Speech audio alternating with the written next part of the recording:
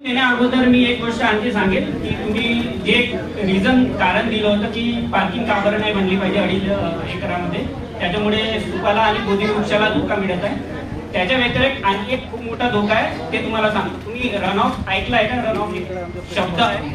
कॉन्क्रिटायझेशन म्हणजे ब्युटिफिकेशन हे होत नाही. ठीक आहे, कॉन्क्रिटायझेशन म्हणजे ब्युटिफिकेशन होत नाही. तुम्हाला एक एक्झाम्पल सांगतो. नागपूरमध्ये जेवढे पण कॉन्क्रिटायझेशन होत आहे, रोड बनत आहे, त्यामुळे भामरागड मध्ये पूर येतो. हे माहित आहे का तुम्हाला? आणि तुम्ही जर 2.5 एकर मध्ये कॉन्क्रिटायझेशन करता, तुम्ही पार्किंग व्यतिरिक्त काही दुसरं सजेशन करा की इथे हे बनवा ते बनवा, पण माझा पूर्णपणे विरोध आहे. तिथे काहीच नाही बनलं पाहिजे. जर तुम्हाला ब्युटिफिकेशन पाहिजे, गार्डनिंग करून तिथे ब्युटिफिकेशन करू शकता. माझा या कॉन्क्रिटायझेशनला पूर्णपणे विरोध आहे. आता त्याच्यावरती सोल्युशन पण देतो मी. पार्किंगचा मुद्दा आहे. समितीला किंवा NIT ला तिथे पार्किंग द्यायची आहे. ठीक आहे. NMC नागपूर महानगरपालिका एरिया जे आपले रोड असतात, रोडच्या 1.5 मीटर स्पेस मध्ये पार्किंग स्पेस अलॉट करतात.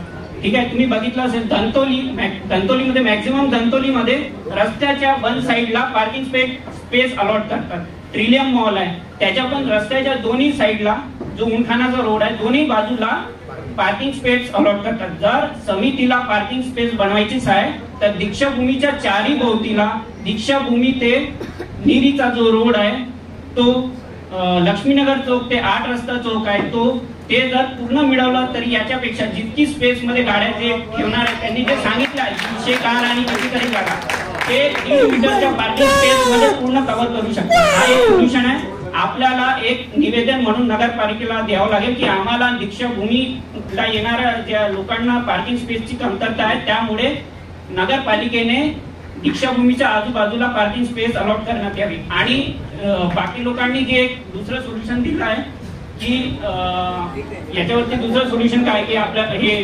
अंडर पार्किंग थांबवण्यासाठी अंडर कन्स्ट्रक्शन, तर आंदोलन पण करणं गरजेचं आहे. तो एक त्याच्यामुळे आपल्याला फास्ट रिझल्ट मिळेल. आणि दुसरी गोष्ट जे आपल्याला सांगितलं, एका जणांनी सरांनी सांगितलं होतं की कायदेशीर कारवाई, तर आपण हायकोर्ट मध्ये एक रिट पिटिशन टाकू शकतो. ज्यामुळे जर आंदोलन केल्यावर पण जर नसेल थांबत तर हायकोर्ट आपल्याला ती जी हे जे कन्स्ट्रक्शनचं दिलं आहे ते आपण पूर्णपणे थांबवू शकतो. धन्यवाद.